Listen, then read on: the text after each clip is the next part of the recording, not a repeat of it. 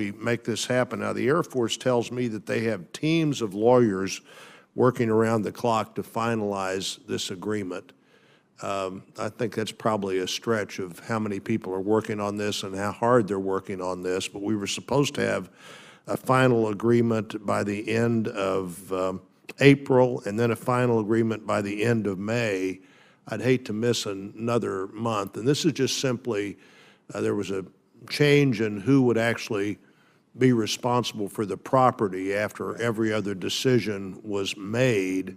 And then previous commitments about standards seem to get into conflict with what the new custodian, the Air Force, thought they needed. We need to get this solved.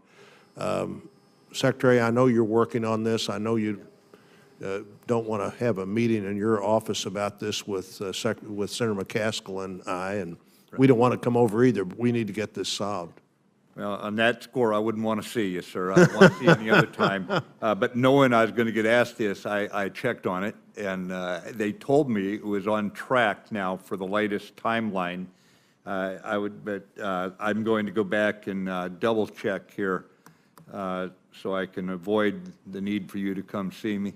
Well, if we want to see, we'd want to see on other topics. Yes. And this is an important facility. There's a lot of money in the budget request to get this started this year, but to get it started this year, we have to resolve this one last issue, which is highly resolvable, and I hope we see that. We need to see that happen before the end of this month.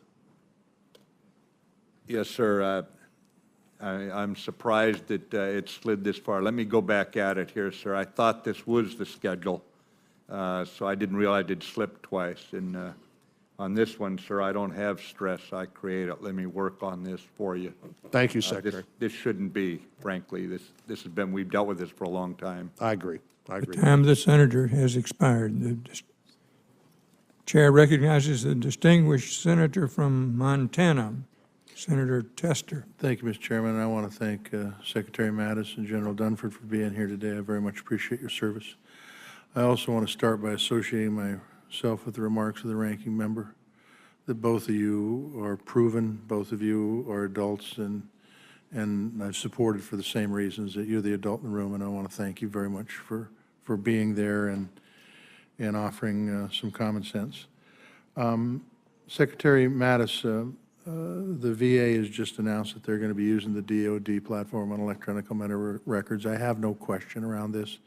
I just ask that you do what I think you would do anyway and make sure that we facilitate good communication between the DoD and the VA so this happens as quickly and as seamlessly as possible. That's all. You had talked in your opening remarks, Secretary Mattis, about the President has given you the authority to determine troop levels in Afghanistan. I think that's a good thing. You also concluded, I think yesterday, maybe in an Armed Services Committee hearing, that we are not winning in Afghanistan right now. We are not winning in Afghanistan right now. The question is how do you define victory, and how do you define when we get to a point where we can leave Afghanistan?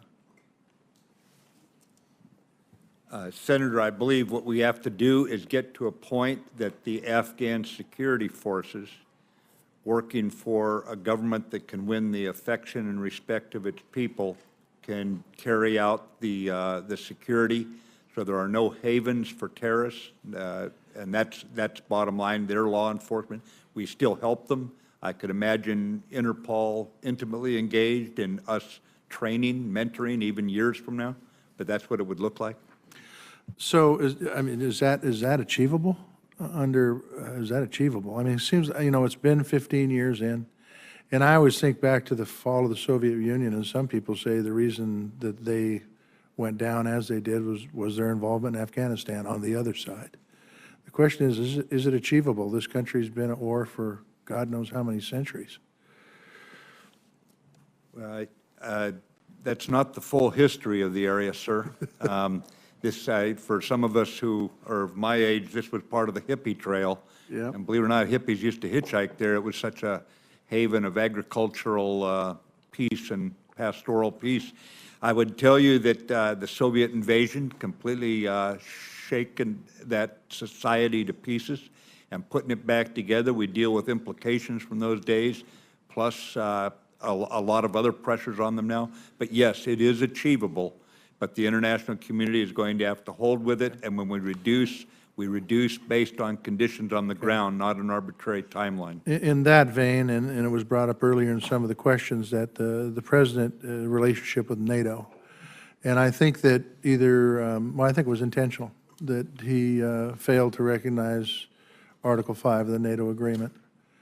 Do you, what's your advice to him on that? I mean, it looks to me as I look around that a lot of our traditional allies are being pushed aside, and in his particular case, not yours, his, that there's more of embracing of folks who really want to do us harm. That's not my impression, Senator. His trip to NATO was meant to send a message of the priority he placed on it. More recently in the Rose Garden, he stated clearly that Article 5, we are with it 100%. In front of both the House and the Senate, he made a very clear statement of support for NATO when he was 100, I think he said he was 100% for it there. I believe that right now, NATO does not have any doubt about this. Okay. So, I mean, being 100% for NATO and being willing to step up when one of our allies are attacked, or you feel confident that the President's on board with that? Yes, sir. Okay. Look, we've got a number of positions that haven't been filled: Undersecretary of Intelligence, Undersecretary for Policy. The list goes on and on. I believe that there are 53 Senate confirmed positions at DOD. Only 5 are filled. 11 are nominated. The rest are empty. Have you spoken to the White House about filling those positions, and have you made recommendations on those positions? Yes, sir. And as you read the newspaper, as I read it, it looks more dire, I think, in terms of what's coming down the pike very, very shortly here. There's a lot more people in process. As you know, the Senate Armed Service Committee puts extraordinary attention to the ethical requirements to be there, probably the most challenging ethical standard in terms of removing even the appearance that someone could have a conflict of interest. And part of this is simply people having to divest of finances. And it took me, and I was in the Marines for 40 years, sir, it took me, an accountant and a lawyer and a stack of paper this thick to show that I didn't have ethical conflicts. And I'm pretty boring when it comes to my economic situation. So I just tell you that it is a challenge, but we do end up with some varsity level draft pick. I just point to Undersecretary Comptroller David Norquist sitting here with me. I'm getting some varsity players now to discipline this budget, sir. Good to hear. Thank you for your service to both of you. Thank you, Mr. Chairman. Yes, sir. Thank you, Senator. And the distinguished senator from Maine, Ms. Collins, is recognized. Thank you very much, Mr. Chairman. Secretary Mattis, I recently received a truly alarming briefing about North Korea. I was, therefore, very concerned about the news last week that you mentioned in passing that the new government in South Korea will apparently be delaying the implementation of the THAAD missile defense system. How important is this missile defense system for defending both South Korean and American service members, as well as the 300,000 Americans living in Seoul? Senator Collins, the THAAD system is a top-line, superb system. It, I believe, is critical. It was a combined decision. However, it was taken by a previous administration.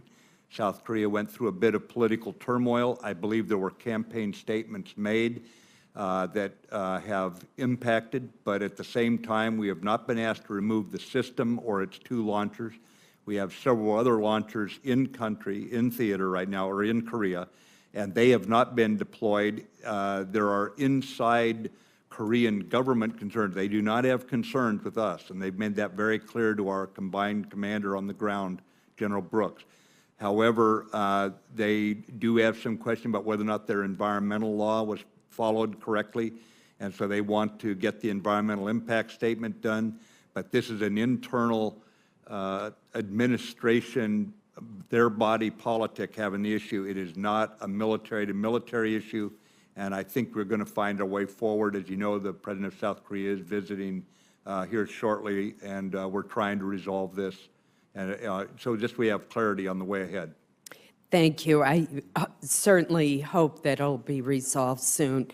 I want to associate myself with your imploring Congress to avoid continuing resolutions, do away with sequestration, and have more realistic budget caps. I believe that's absolutely essential to your ability to restore readiness to the level that is needed.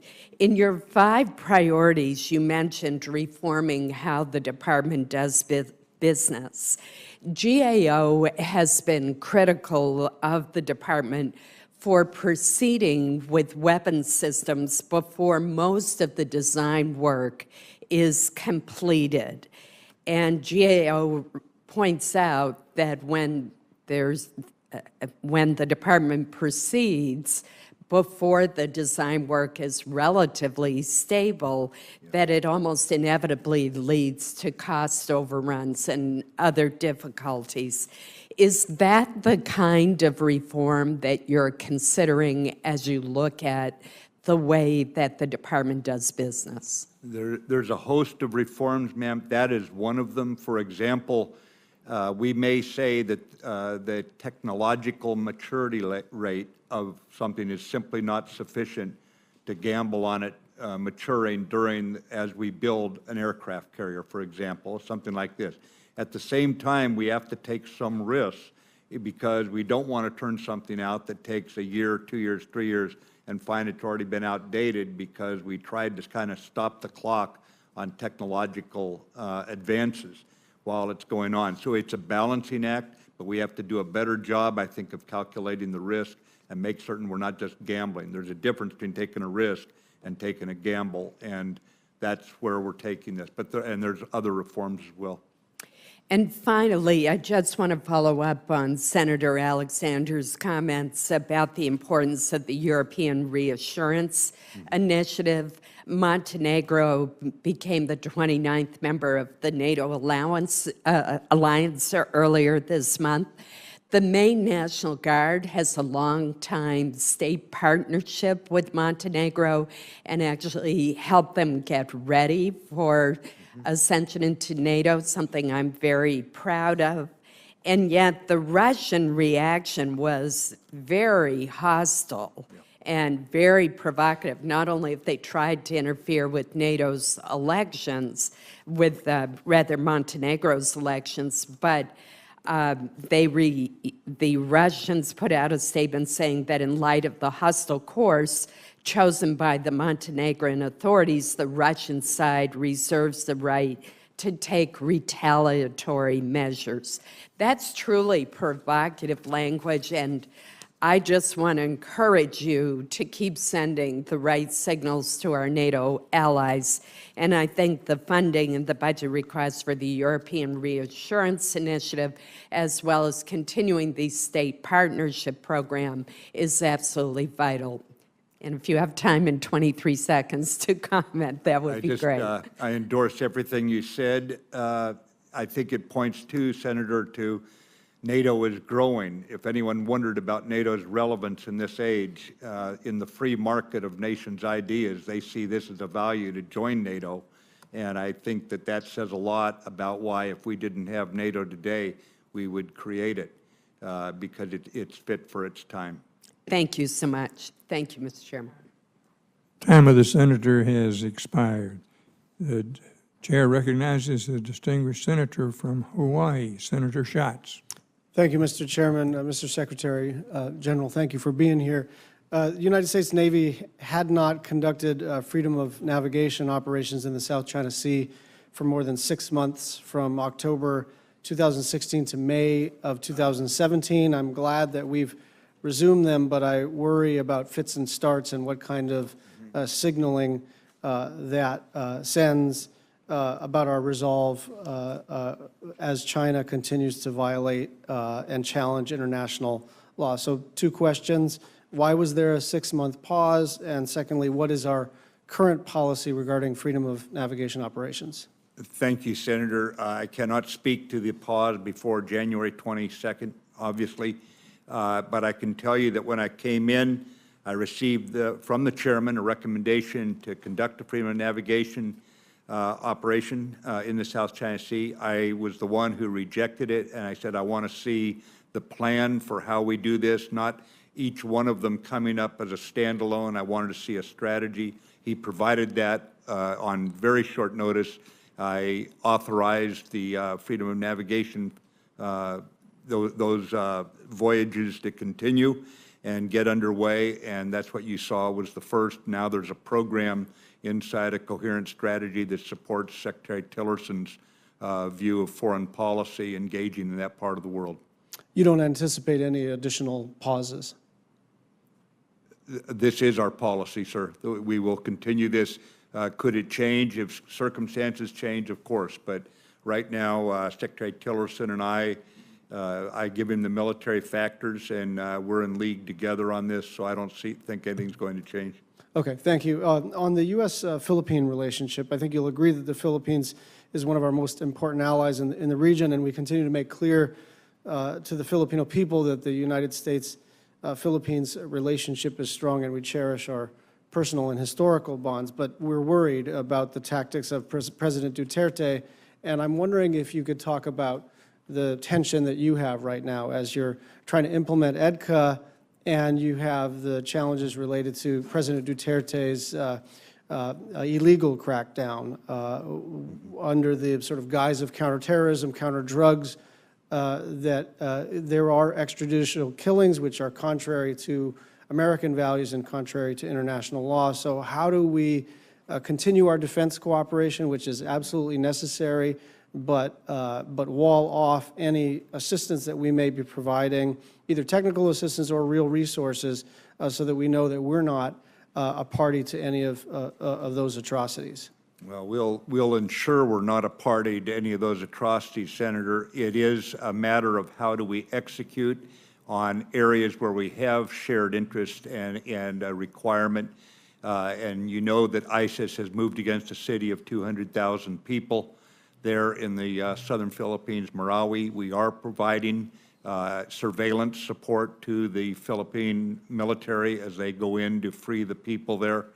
But at the same time, we are very clear about where we stand on the issues you brought up. And we maintain the military-to-military relationship in clearly demarcated areas having to do with security. And we are working, by the way, with Indonesia, Malaysia, and Philippines in a broader area, maritime domain awareness effort to try and limit how much of this kind of terrorist activity can get into the Philippines, or what we call the Sulu Sea area there. Thank you. Last question. Since we've last met, you've had a chance to learn more about the Asia-Pacific Stability Initiative proposed by Admiral Harris to have the munitions and equipment that they need to defend our allies and to fund additional exercises and build infrastructure throughout the Pacific AOR. I know you mentioned it briefly at Shangri-La. I'm wondering if you could state for the committee how you view this initiative in the context of our Asia-Pacific strategy. And I'll even put it in a global strategy, Senator, where this is a priority theater. We have got to stand by our allies. We do not trade off allies for any single initiative with another country.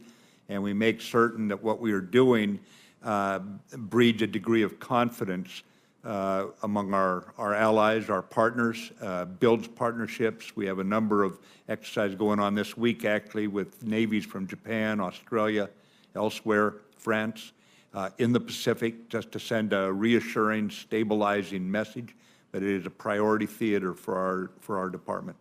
Thank you. The chairman has stepped out for just a moment and has recognized me to go next, so I will thank you both for your leadership. Thank you for your words here this morning. Secretary Mattis, you characterize in your testimony, not only today but previously, you characterize North Korea as the most urgent and dangerous threat to peace and security. Its nuclear weapons program is a clear and present danger to all, and its regime's provocative actions have not abated. Pretty strong words. As you know, we keep a pretty close eye on things in North Korea, given its proximity to Alaska. I know my colleague from Hawaii is equally attentive. But also in Alaska, as you know, we host the nation's ground-based missile defenses. The Missile Defense Agency has a strong plan in place to improve our missile defense capabilities by 2020. That includes 44 ready-to-fire ground-based interceptors by 2017, as well as the land-based discrimination radar. And we have had some good conversations about the strength of the program that we have in place. I'm encouraged that the Ballistic Missile Defense Review has commenced, but I'm also concerned that we may have a lag between the review, the policy, and then, of course, the budgeting and appropriations, and then ultimately the construction.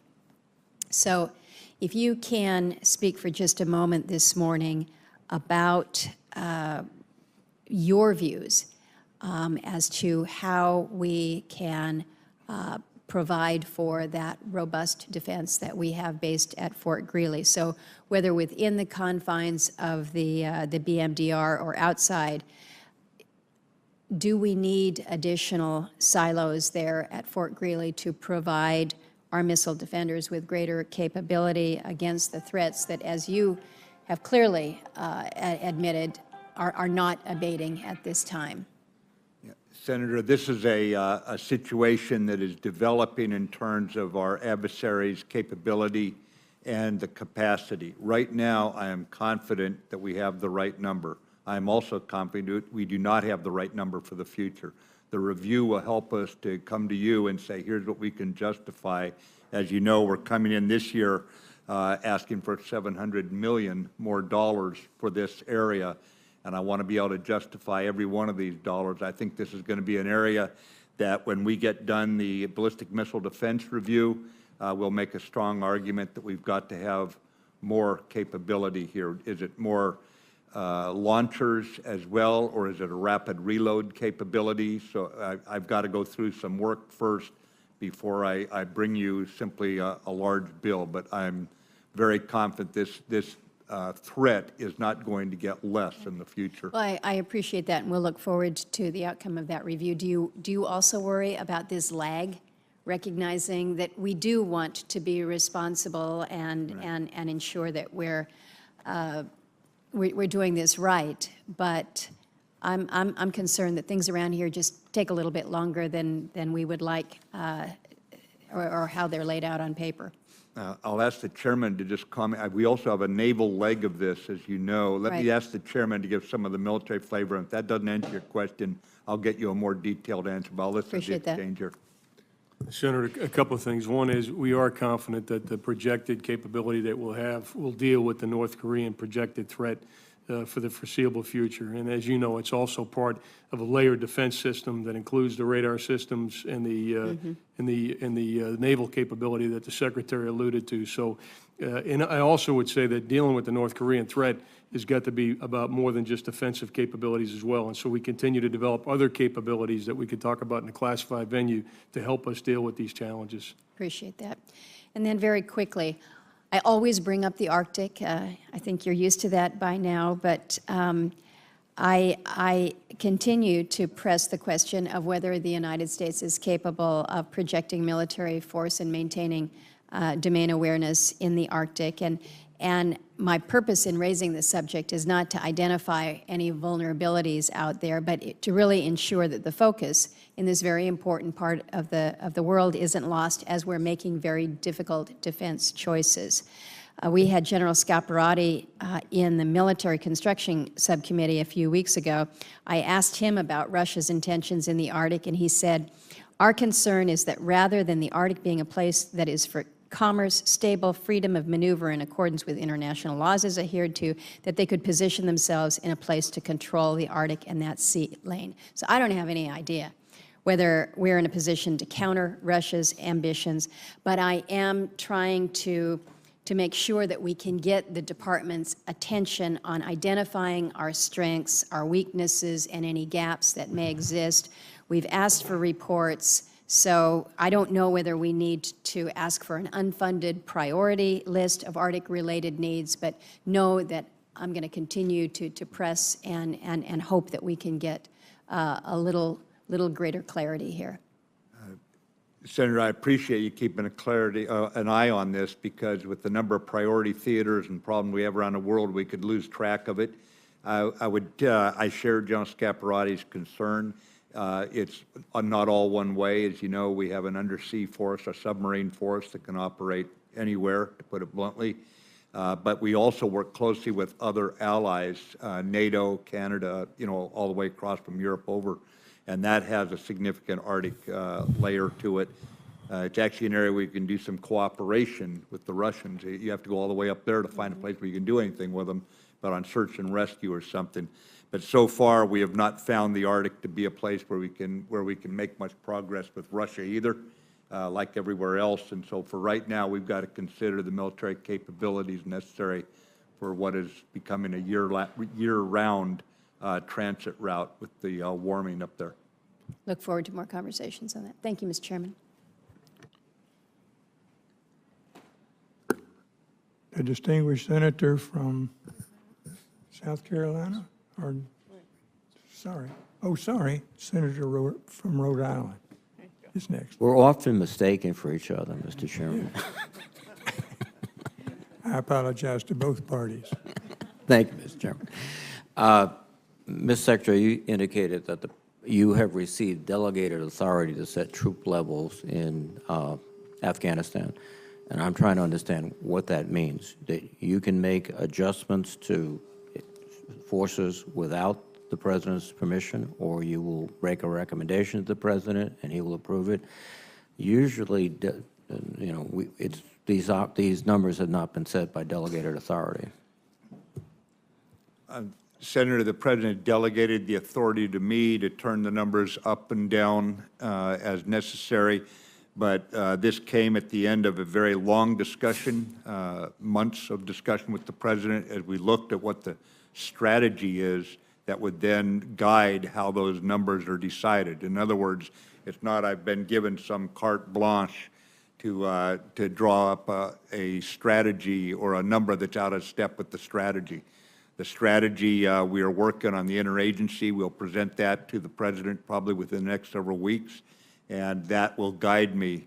But you'll notice I had the same authority in Iraq and Syria, and I would see it handled in the same way, consistent with a State Department-led foreign policy that carries out the President's foreign policy, and the military factors and the security aspects of it will be my responsibility to answer to the President on. Afghanistan is a NATO effort. Will NATO increase their forces? I'm confident that some of the NATO nations will add if we do. Yes, sir, they respond to our leadership. And have you made that request? I want to get our strategy right first. I've been meeting with my counterparts in the NATO nations, and a number of them, the men and women who lead those military departments, have indicated they are, and not just NATO nations, other nations as well that are troop contributors, have indicated they will add if we do. Has Secretary Tillerson been given delegated authority to control his resources in the region? I don't know. He seems to control the State Department's resources. We meet weekly, sir, and when we talk, he's not looking over his shoulder. We carry out the President's foreign policy, obviously, me with the military aspects, but he appears to have all the authority needed. I defer to him. As you point out, and again, the question reflects that there has to be a unity of effort, particularly since one of the issues among so many are the behaviors of adjacent countries, where particularly the fact that some countries provide sanctuary for forces, particularly the Haqqani network. The part of the strategy is going to take steps to limit these sanctuaries? Senator, part of the frustration that you heard yesterday in the hearing was that we are including a regional approach or implementing a regional approach, and that is more difficult. The complexity goes up significantly when we do that. But yes, sir, that is exactly.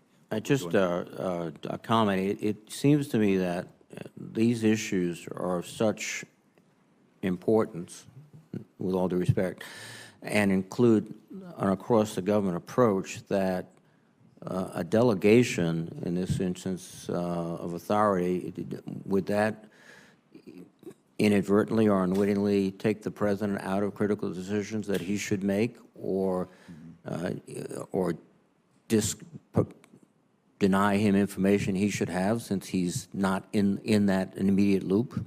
I don't keep any secrets from the president, Senator. Further, everything I've seen so far between Director Pompeo, Director Coates, Secretary Tillerson, and myself, there are frequent meetings. We go into a great deal of detail, and the president is keenly interested, not in all the tactical details, but in getting the strategy right and knowing enough of the tactical details that he's informed. He is a very active participant when we sit down with him. And Mr. Secretary, you pointed out that we've been at war for 16 years. The first instance that we've never relied on conscription to involve the greater American public in this effort. The burden has been borne by hundreds of thousands of men and women in uniform and their families, the essential burden. You're a historian. Have we ever been engaged in this extended period of warfare when we have not asked the American people to support it with revenue?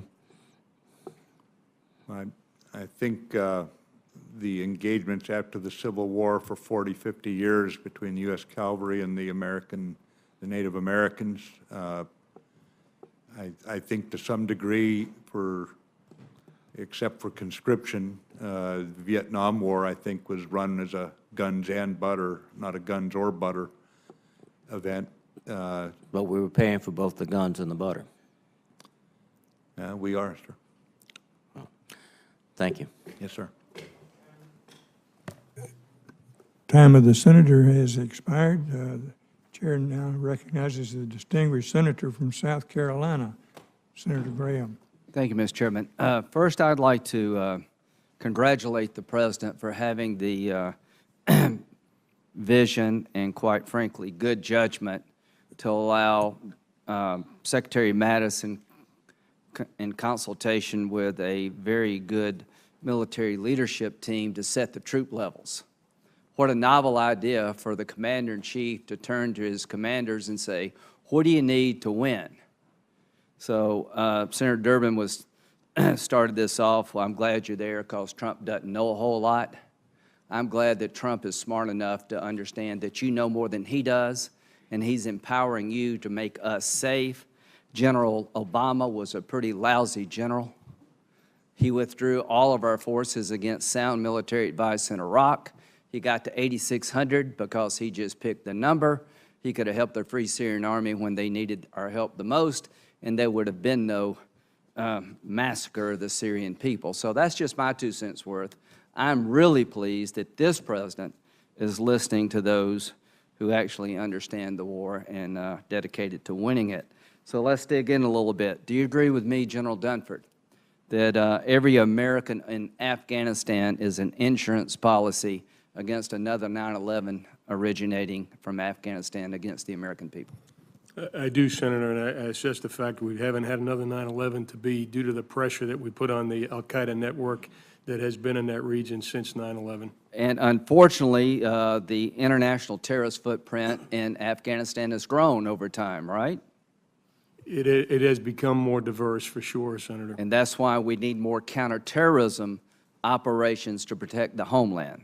That's right. Our mission in Afghanistan is balanced between the counterterrorism mission and growing the Afghan capacity. Can you see a scenario, General Dunford and Secretary Mattis, where the Afghan people lose to the Taliban and we win?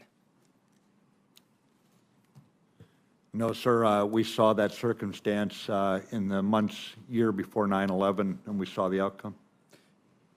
Do you agree with that? Certainly not, Senator. And both of you are dedicated to making sure that never happens again as much as possible.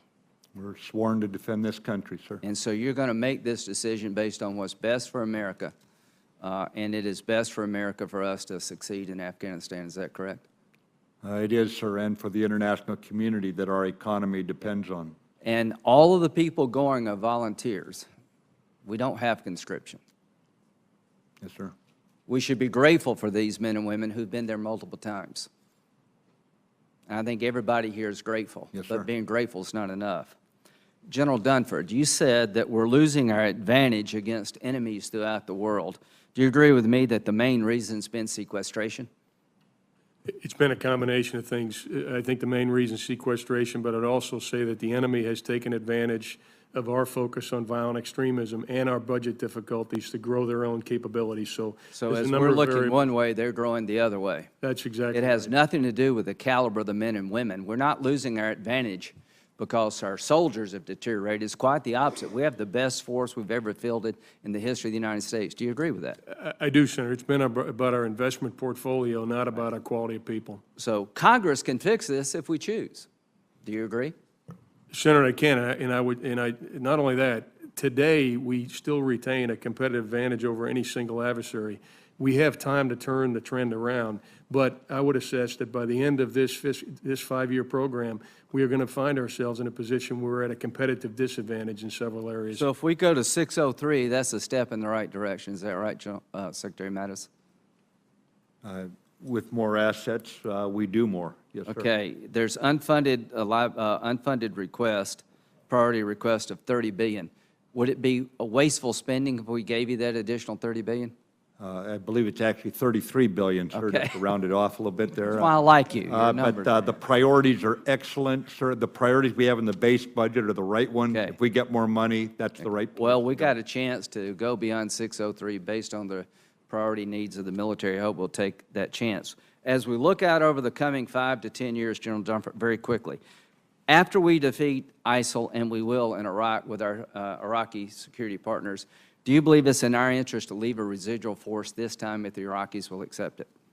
I do, Senator, and I think it's important to point out, not only for enduring commitment in the region to advance our interests, but I also believe that, one, there's more fighting to be done, and the Iraqi security forces will continue to have to develop their capabilities. And finally, you're not looking for a fair fight. I am not either. So do you both agree that modernization has been neglected because of operational needs, and now's the time to modernize the force, to win the fights of the future, and deter war if we can?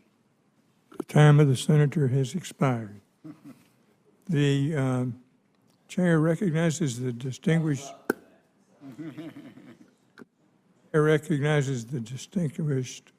senator from Washington, Ms. Murray. Thank you very much. Thank you both for being here. Secretary Mattis, greetings from your home state of Washington. Good to see you again. Secretary Mattis, let me start with a home state, Washington State question. Communities in our home state are no strangers, as you know, to long-term environmental cleanup efforts, nuclear weapons production at Hanford, which helped our country win World War II, later the Cold War. But after years of cleanup, much work still remains to fulfill our government's legal and moral obligation to our Tri-Cities community. Today, communities in our state from Oak Arbor to Airway Heights are concerned that they too will be dealing with groundwater contamination associated with firefighting foam used at the military aviation facilities for years to come.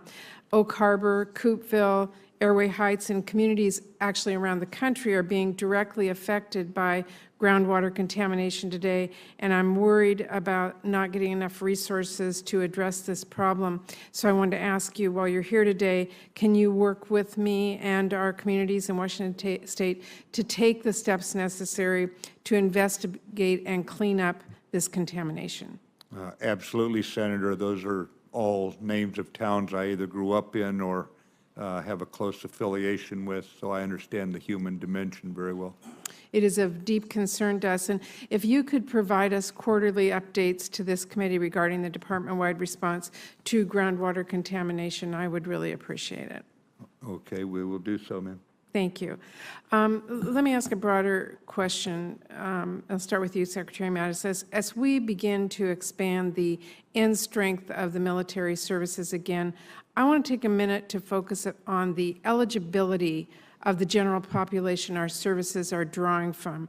There have been several reports in recent years, including one released in May by the Council for a Strong America, that estimate that the percentage of 17 to 24-year-olds ineligible for military service to be as high as 70%. Military ineligibility, as you know, for this group collectively stems from obesity, drug abuse, academic ineligibility, criminal history, and these are not problems the defense budget, of course, is intended to or generally permitted to address. But let me ask you, talk to us a little bit about the value in making sure we are investing in domestic priorities like education and health care that help make sure that we have young men and women ready to serve in our military. I think it's essential that for the military and for the health of the society just in general, we address these issues, Senator. In terms of the military, I wonder sometimes if it's not non-quantitative aspects we have to enhance, that there's other things we should be doing. I've gone back in history to find what they did about the inability to recruit young men because their teeth had rotted out back before World War I. I mean, there's a whole raft of history lessons that we can look at here. But I agree with you, the society has got to breed enough young men and women who are fit enough in body, mind, and spirit, in physically and mentally agile and spiritually, I would call psychologically strong enough to take on the extraordinary efforts that we know that we're going to require of them if we send them into the battlefield. General, can you comment? Senator, I think what you're alluding to is a really important point, and that is the strength of the United States military is a direct reflection of the strength of U.S. society. Okay, thank you very much. This is something that I think we need to continue to focus on to make sure that we have a strong military in the future. And as we see decreased budgets here and decreased investments, it's something I am deeply worried about, so I appreciate that. Thank you very much, Mr. Chairman. Thank you, Senator. The chair recognizes the distinguished senator from Kansas, Mr. Moran. Mr. Chairman, thank you very much. Chairman and Secretary, thank you very much. I was able to visit in this setting not too many days ago with General Milley. I wanted to start this conversation by talking about the unfunded requirement list that includes $3.1 billion to increase your in-strength levels beyond the FY17 NDAA mandate. I want to have a conversation about how those brigades will be divided. What kind of brigades do we need? I asked this of General Milley, and his indication in my paraphrase is we're probably going to need to rebalance the force with additional armor capabilities. Assistance brigades, we're going to introduce those. The new threat environment, I assume in your assessment, means that we're going to need to rebalance those brigade structures. With the Russian aggression, our reassurance efforts, the conversation this morning about Afghanistan, I do know that back-to-back armored brigade combat team deployments to Europe is occurring. I know that the Big Red One in Kansas is part of that. We'll have 4,000 of those soldiers with the second armored BCT to Europe this fall. What do you believe, I guess, Mr. Secretary, is the right mix of light armor, light attack, armor, and advise and assist brigades, and consequently, where will the BCTs acquire training? Right. Those brigades will be joining the general purpose force. So what we do is we look at what is the threat as best we can determine. I'll ask the chairman to give any of his thoughts on it. I'll probably have to take this one for the record, Senator, but I would just tell you, sir, that as we put this proposal forward, if we do not remove the Budget Control Act caps and we bring those troops in, the only way we'll be able to pay them 2 years from now is by stopping, again, modernization. So there's a danger here to even discuss this if we don't look at the broader budgetary horizon. But to specifically answer your question, Chairman. You were very successful in using my question to make your point one more time. Senator, when we talk full spectrum, what we're really saying is that, the United States of America, given our security challenges, can't prepare for Russia and China or violent extremism. We've got to prepare for all of those challenges. So General Milley and I have had this conversation about what the Army ought to look like. General Milley has sat down with the Secretary and spoken about that. And the two areas that he highlighted in the conversation with you are two of the areas that we have found now to be very stressed. One is armor brigades. Even the rotation now, as you know, it's a pretty tight turn. What that impacts is the amount of time that our soldiers are home, but it also affects the amount of training that they're able to do across the spectrum. And right now, even our armor brigades have been probably more singularly focused on violent extremism and the challenges in Syria and so forth than we'd like to have. And so increasing the armor capacity is something that General Milley has spoken about. In terms of the advise assist brigades, that's an initiative that the Army has been working on now for a couple of years, and General Milley's leadership has kind of pushed that over the goal line. He briefed the Secretary on it very shortly after the Secretary came in, so that the Army had specific units to meet what we believe to be an enduring requirement to grow partnership capacity. Our methodology for dealing with the violent extremism problem in particular is to train local forces so they can assume responsibility for security in their countries, and those advise assist brigades are designed exactly to do that. I would emphasize one point the Secretary made, and that's our caution in growing capacity now without certainty about what the next several years would be. In other words, the worst thing we could do now is grow capacity and then not have the funds available to properly train and equip those units.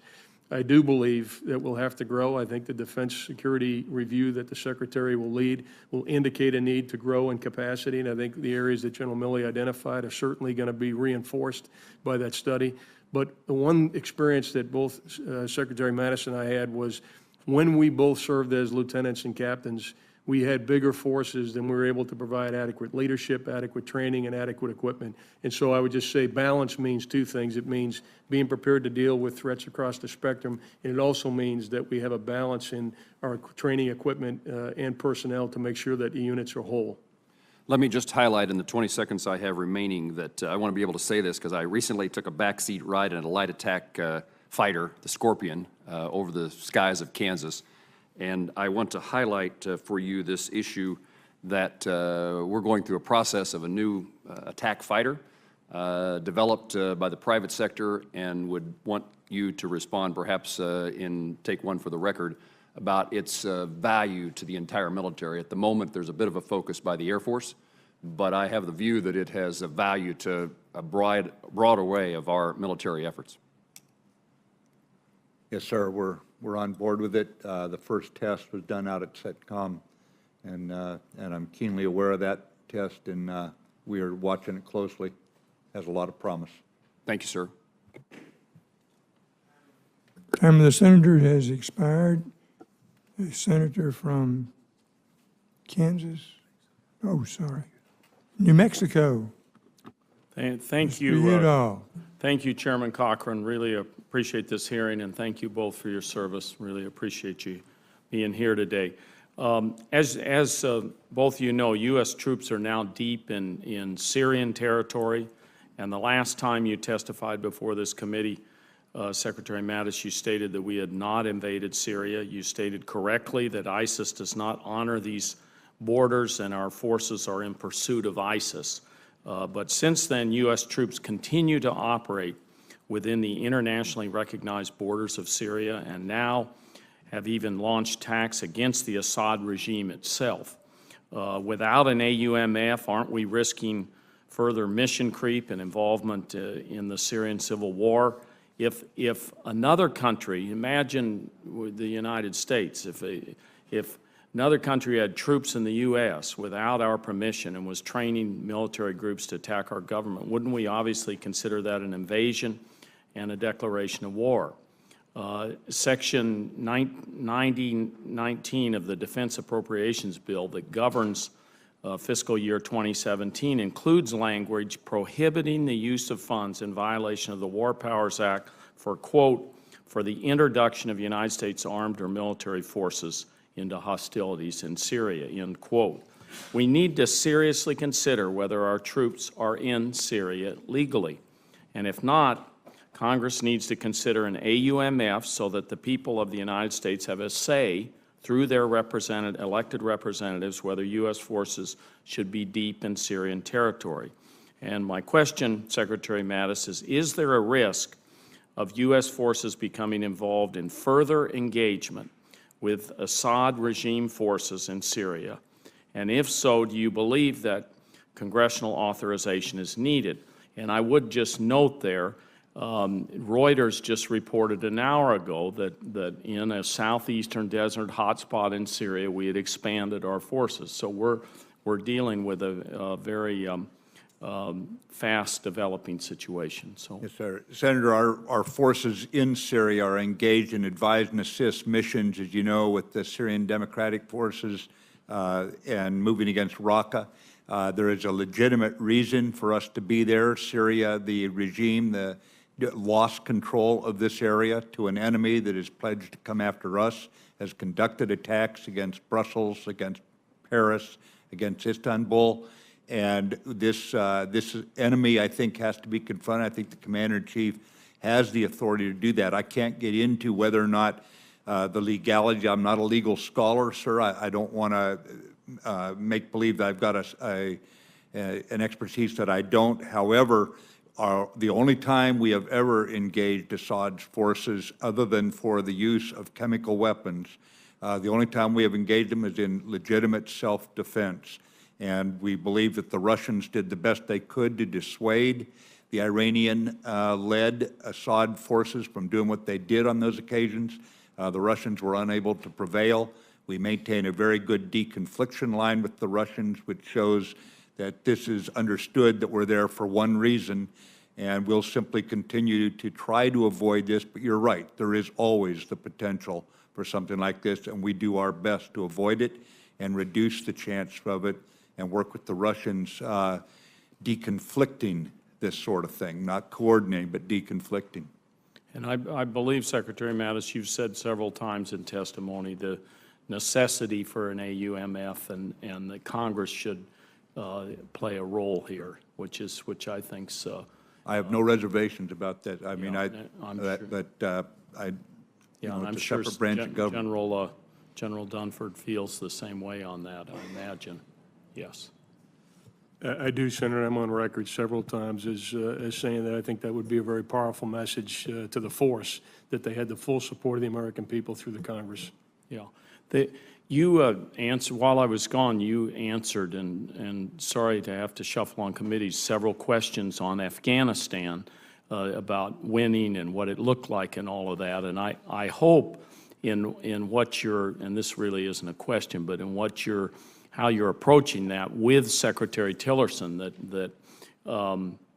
that we try to find a solution, because I think many times various generals have said, you know, this isn't going to be a military solution. We're going to need to have military action and then follow up with a political solution. So it seems to me that the two working together are going to have to come up with something there. And I hope we don't just focus on a surge as that's going to be it.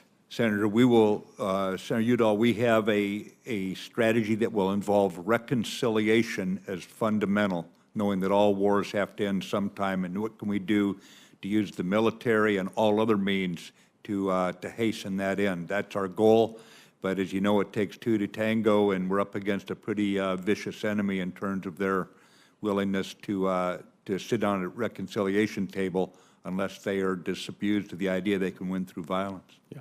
Thank you so much. Really appreciate it.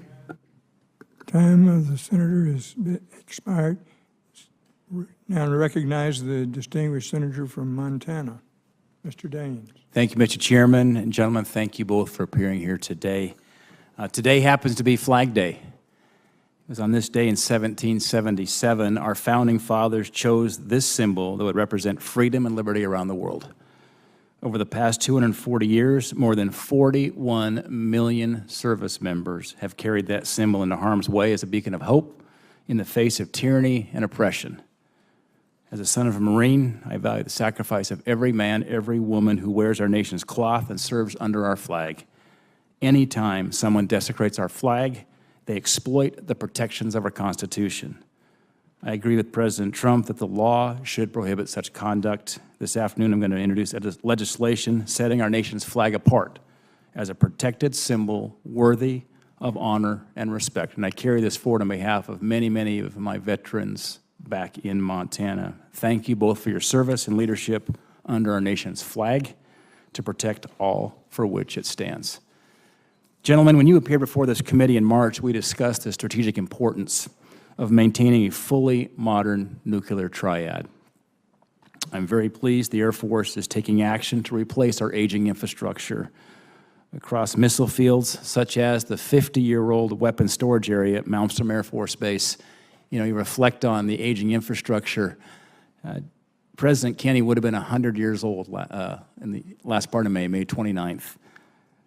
Alpha 6, which you can still drive by today, affectionately known as Ace in the Hole, that Kennedy had during the Cuban Missile Crisis. That was October of 1962. I won't tell you how old I was in October of 1962. I'll just tell you, I wasn't very old. You can measure it in weeks. It's been a long time. So I'm glad to see the infrastructure upgrading that we plan here with GBSD. This new nuclear weapon storage facility meets 21st century security and logistical requirements necessary to sustain the force for decades to come.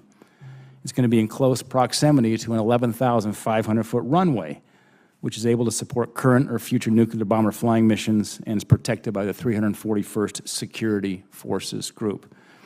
Secretary Mattis, I'll tell you, I'm a bit concerned about a round of BRAC that's built into the budget here at this time until we have a clearer picture of how the emerging capabilities like GBSD as well as the B-21 will be fielded. At this juncture, how would a commission account for acquisition decisions that haven't yet been made to ensure the investments that we're making today aren't wasted? Senator, the first thing we would do is a lot of this can be forecast with a fair amount of precision, but we would also have to have a shock absorber that we would not sacrifice. In other words, we would accept there would be some excess capacity simply as an insurance policy. So what we would propose is perhaps places that are now surrounded by residential areas in the east where you can no longer train, you simply can no longer use them. Places like that that we would not use even if we expanded the military significantly under mobilization. Those would be areas that we'd look at first. Also, we'd look at areas where we could accrue a benefit earlier than 10 or 20 years. We'd want to try to find places where if we got rid of them within 5 years, we're accruing an annual benefit from them. You know, we've got a great MOA there, by the way, east of Great Falls across the northern part of Montana that we don't have to worry about a lot of residential areas. Mostly it's mule deer, antelope, and elk. So anyway, it's a great treasure and an asset here for protecting our national security. Secretary, in March, you recognized the need for a proper helicopter to provide lift for our security forces in the missile fields, an estimated 2021 delivery date based upon funding availability in the budget. Since then, Congress has provided the Air Force $75 million increase in procurement funding. Yet I understand Secretary Wilson recently testified that the Air Force will stick to the 2021 timeline with a solicitation to develop a new aircraft sometime next month. My question is, Secretary, I firmly believe we can do better than 2021 to provide our security forces with a proper helicopter. Could you provide an update on the UH-1N replacement and why the department might not be pursuing a more ambitious goal? Let me get back to you with the record, sir. I share your belief that that helicopter has to be replaced. I would like to replace it sooner. Obviously, we compete against a whole lot of priorities, but let me get you a better answer than a in general or in theory answer, sir. Okay. Gentlemen, thank you both for your service.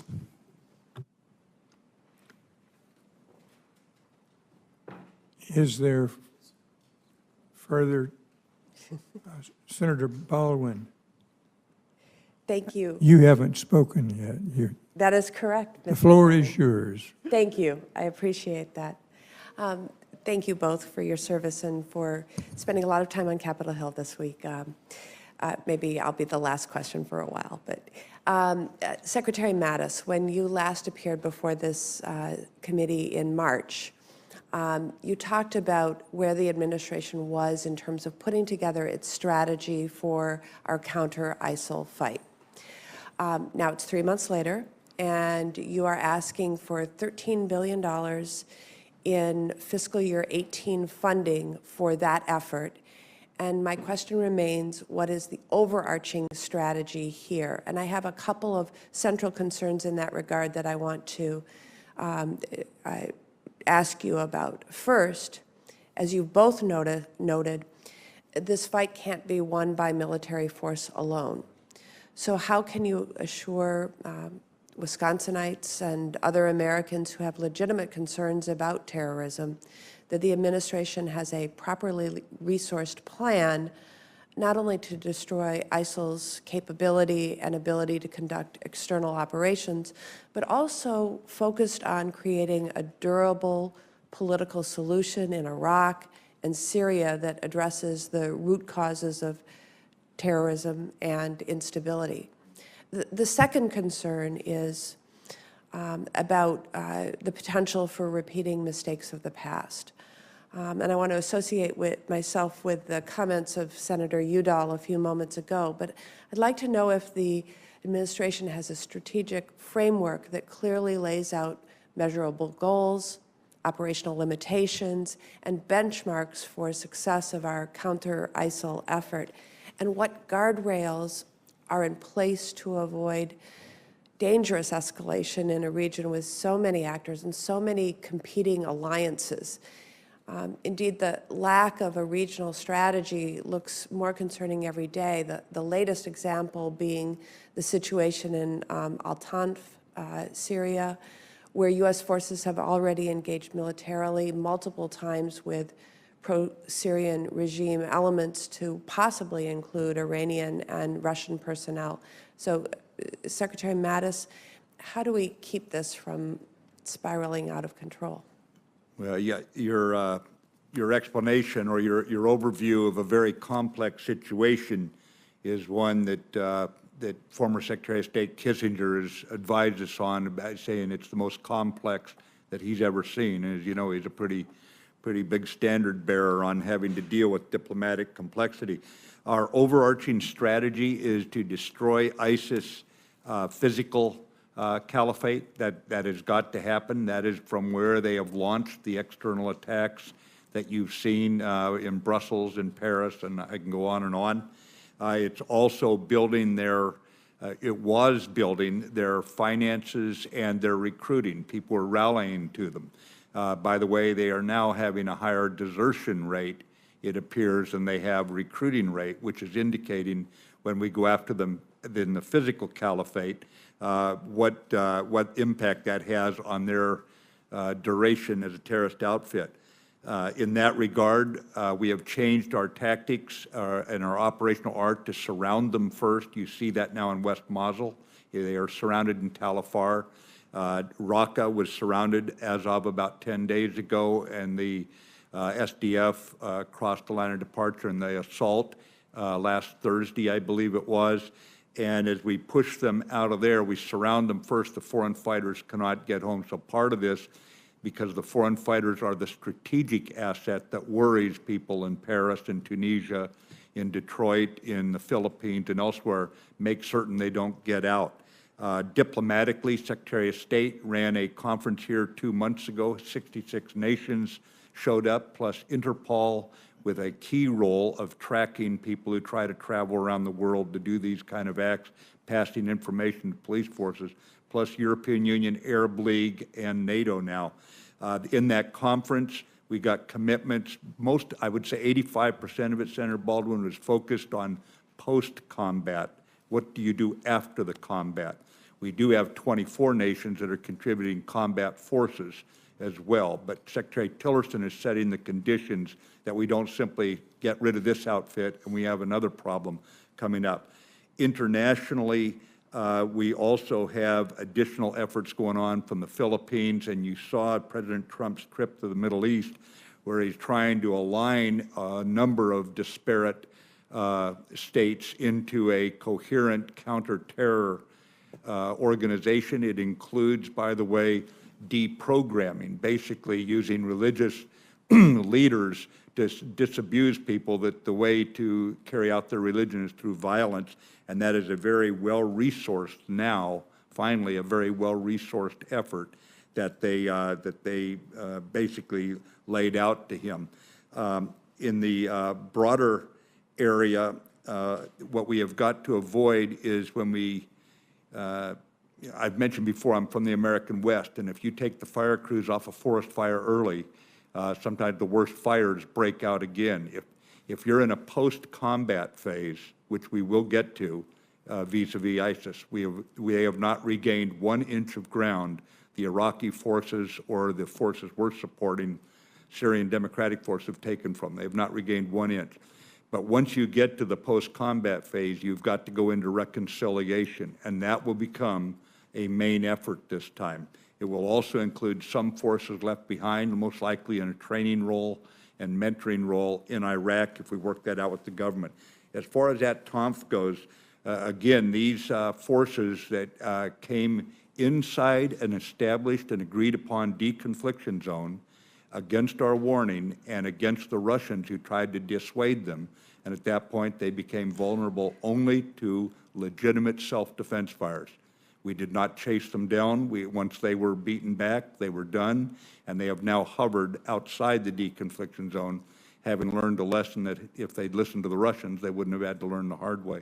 But we are not engaging in a broadened war at all. That was purely self-defense. I hope that gives some of context.